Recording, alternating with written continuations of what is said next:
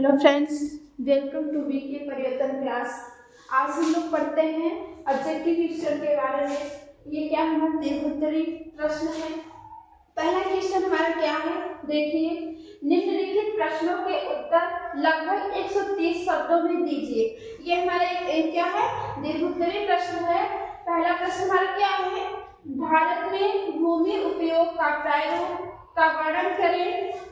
वर्ष 1960 से 1961 के अंतर्गत क्षेत्र में महत्वपूर्ण वृद्धि नहीं हुई, इसका क्या कारण है। आइए हम लोग देखते हैं इसका क्या कारण है। हमारे यहाँ पे क्या दिया गया है आंसर इसका, भारत में भू संसाधनों के उपयोग को विभिन्न भागों में बांटा गया है। हम लोग देखते हैं कितने भागों में बांटा गया है भू संसाधनों के उपयोग। देखिए कितने भागों में बांटा गया है, 4 भागों में। पहला क्या है, वनों के अंतर्गत भूमि, जो वन के अंतर्गत भूमि आते हैं जैसे पेड़ पौधों के। कृषि योग्य भूमि, जो कृषि योग्य भूमि आते हैं जैसे कि चारागाह के लिए भूमि, जो चारागाह होते हैं जहाँ पे घास होती है उसके लिए भूमि चाहिए। बंजर भूमि जहाँ पे खेती नहीं की जाती है।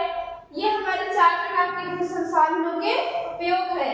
बंजर भूमि में पहाड़ी चट्टानें, सूखी और मरुस्थलीय भूमि शामिल है। हमारी बंजर भूमि जो है वहाँ पे जैसे पहाड़ी जो चट्टानें हैं, सूखी है जो सूखा जमीन है, मरुस्थलीय भूमि है, हमारे क्या है, बंजर भूमि है। जैसे गैर कृषि प्रयोजनाओं में लगाई गई भूमि में बस्ती, सड़कें, रेल लाइन, उद्योग आदि आते हैं। जो हमारी गैर कृषि में आती है, जहाँ भी हम कृषि कर सकते हैं लेकिन कृषि नहीं कर रहे, उसको उपयोग कर ले रहे हैं क्या, लगा भूमि में बस्ती जो है, हमारी भूमि जो बस्ती है और सड़कें जो घर और बना ले रहे हैं, वहाँ भी हम क्या गैर कृषि का ही उपयोग कर रहे हैं, वहाँ खेती नहीं कर रहे हैं। सड़कें, रेल लाइन और उद्योग आदि आते हैं।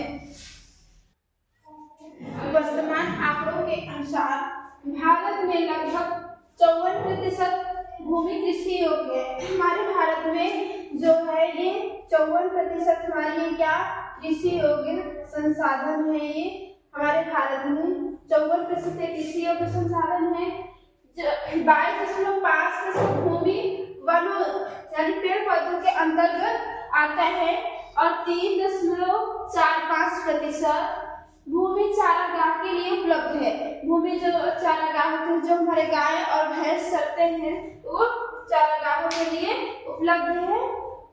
वर्ष 1960 से वनों के अंतर्गत क्षेत्र में महत्वपूर्ण वृद्धि नहीं हुई है। हमारे वर्ष 1960 से के बीच वनों के अंतर्गत जो क्षेत्र है उसके महत्वपूर्ण वृद्धि नहीं हुई है। स्वतंत्रता काल के बाद मुख्य रूप से हरित क्रांति के बाद अधिकार भूमि कृषि के लिए उपयोग की गई है। हमारे लोग की जो स्वतंत्रता काल के बाद और हरित क्रांति के बाद हमारे भारत में अधिकार भूमि की कृषि के लिए क्या उसका उपयोग किया गया है। आधारभूत संरचना की सुविधाओं के विकास के लिए भूमि का उपयोग किया गया है, जो वन क्षेत्र के निकासी के जिम्मेदार है। हमारे जो वन क्षेत्रों के निकासी के लिए क्या वो जिम्मेदार है। औद्योगिकीकरण तथा नगरीकरण, औद्योगिकीकरण और नगरीकरण वनोन्मूलन के जिम्मेदार हैं। मतलब कि जो हमारे औद्योगिकीकरण क्या है, नगरीकरण, जो वनोन्मूलन मतलब कि जो हम पेड़ पौधों को लगाने के लिए क्या जिम्मेदार है। मतलब कि हमारे भारत में हमारे भूमि में वनों का और मतलब कि बढ़ाया जा सके। जैसे वन हम और ज्यादा लगाएं तो हमारे वनोन्मूलन के लिए जिम्मेदार होना चाहिए कि हम वनों की बढ़ोतरी करें, लगाएं, पेड़ पौधे लगाएं और हमारे वन तैयार हो। इस प्रकार 1960 से वनों के अंतर्गत भूमि का 4% ही क्या विस्तार हुआ है। हमारे इस भूमि में 1960 से 61 के वनों के अंतर्गत इसके अंतर्गत भूमि का सिर्फ 4% ही विस्तार हुआ है। हमारा दूसरा क्वेश्चन क्या है, तो देखिए, प्रौद्योगिकी और आर्थिक विकास के कारण संसाधनों का अधिकार उपभोग कैसे हुआ। देखिए, ये हमारे प्रौद्योगिकी और आर्थिक विकास के कारण के संसाधनों का अधिक उपयोग होने के निम्नलिखित कारण है।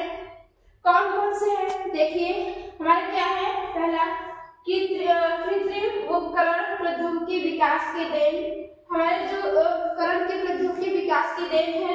परिणाम स्वरूप उत्पादन में बढ़त के कारण संसाधन का अधिक उपभोग किया जाता है। हमारे परिणाम स्वरूप जो उत्पादन का बढ़त होता है, जो बढ़ोतरी होता है, उसके कारण संसाधनों का अधिक उपयोग किया जाता है। तकनीकी विकास के कारण आर्थिक विकास संभव है। हमारी जो तकनीकी विकास के कारण हमारी आर्थिक विकास संभव है। जब किसी देश की आर्थिक स्थिति में सुधार आता है, जब किसी भी देश की आर्थिक स्थिति में उसके सुधार आता है, उसके जो आर्थिक है उसकी आर्थिक स्थिति सुधरती है, तब लोगों की जरूरतें बढ़ती है। तो हमारे लोगों की क्या जरूरतें बढ़ती हैं, उसके फलस्वरूप संसाधनों का अधिक उपयोग होता है। जब हमारी जरूरत बढ़ती है तो हमारे उसके फलस्वरूप संसाधनों का क्या अधिक उपयोग किया जाता है। आर्थिक विकास नवीन तकनीकी विकास के लिए अनुकूल वातावरण प्रदान करता है।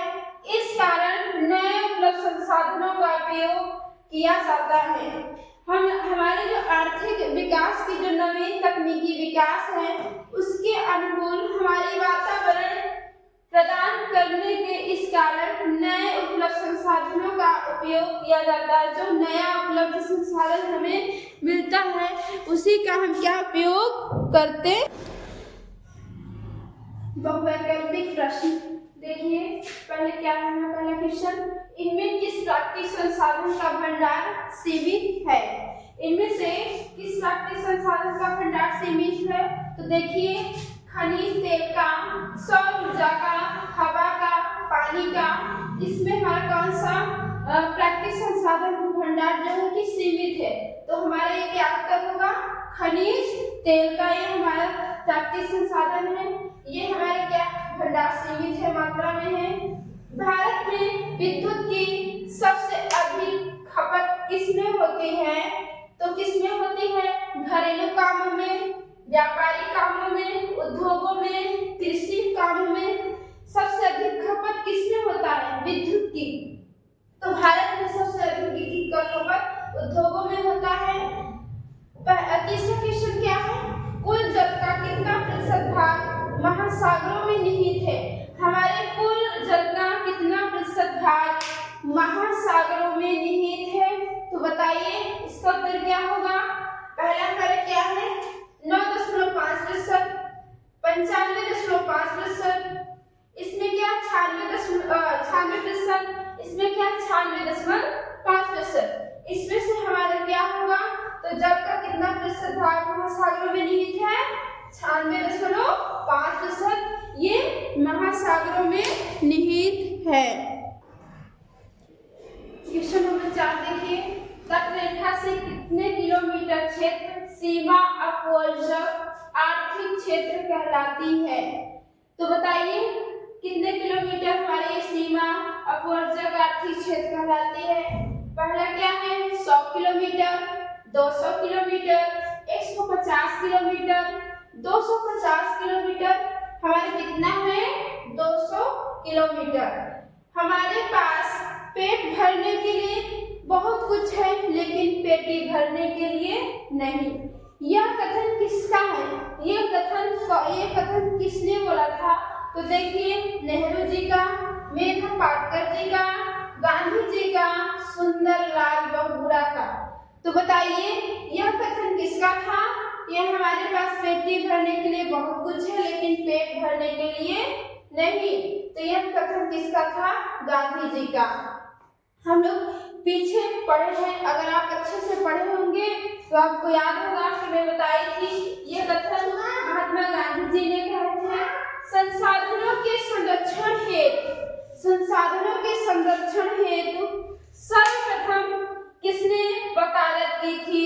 तो बताइए सर्वप्रथम किसने वकालत किया था? नेहरू जी ने, क्लब ऑफ रोम ने, संयुक्त राष्ट्र ने, जापान ने। बताइए जल्दी बताइए किसने कहा था संरक्षण हेतु सर्वप्रथम किसने वकालत किया था? बताइए किसने किया था? क्लब ऑफ रोम ने यह सर्वप्रथम किए थे। देखिए बच्चों, हमारा 7वां क्वेश्चन क्या है? प्राकृतिक संसाधनों के संरक्षण हेतु अफ्रीकी कन्वेंशन किस वर्ष हुआ था? तो बताइए किस वर्ष हुआ था? देखिए 1960, 1968, 1972, 1980। तो बताइए किस वर्ष हुआ था? तो कब हुआ था? 1968 में। विश्व पर्यावरण दिवस किस तिथि को मनाया जाता है? हमारे देश में विश्व पर्यावरण दिवस किस तिथि को मनाया जाता है? किस तारीख को मनाया जाता है? जून के महीने में ही मनाया जाता है। बताइए किस तिथि को मनाया जाता है? 2 जून, 5 जून, 4 जून, 7 जून। इसमें तो सभी जून में है, तो कब मनाया जाता है? 5 जून को। प्रथम पृथ्वी सम्मेलन 1992 किस देश में आयोजित किया गया? तो बताइए हमारा ये पृथ्वी सम्मेलन 1992 में कहाँ पे आयोजित किया गया? ब्राजील, भारत, जापान, दक्षिण अफ्रीका, ये कहाँ में ये सम्मेलन आयोजित किया गया है? ब्राजील में। आपको मैं बताई थी रियो डी जेनेरो। ये एजेंडा 21 ये पृथ्वी सम्मेलन 1992 में आया था, ये आयोजित किया गया था। एजेंडा 21 किसने किया था? रियो डी जेनेरो ने। हमारा ये 10वां क्वेश्चन क्या है? द्वितीय पृथ्वी सम्मेलन कहाँ हुआ था? दूसरा जो पृथ्वी सम्मेलन हुआ था वो कहाँ पे हुआ था? न्यूयॉर्क, पेरिस, मॉस्को, इनमें से कोई नहीं। तो बताइए बच्चों, इसमें कौन सा उत्तर सही होगा? यहाँ पे हमारा क्या होगा? न्यूयॉर्क, क्योंकि द्वितीय पृथ्वी सम्मेलन न्यूयॉर्क में ही ये सम्मेलन हुआ था, ये आयोजित किया गया था।